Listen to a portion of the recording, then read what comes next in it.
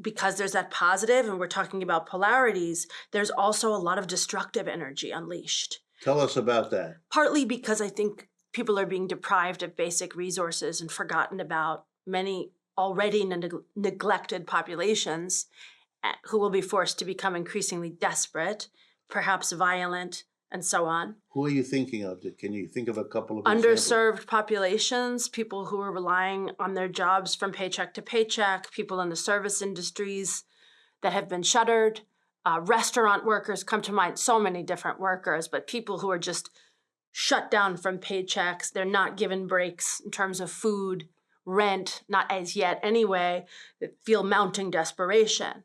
There's also a sort of emotional anxiety that's galvanized by inactivity.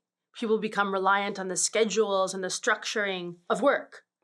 It helps them sort of organize their life, and suddenly that's yanked out, and they're shuttered inside for the most part, mostly speaking, and also taken away from structure. It can make people go into panic and states of sort of free fall and fear, which then may bring them into more destructive spaces where they act out upon each other, where they lash out verbally, physically, in all the different ways, where petty crimes may become more frequent and less petty, more significant.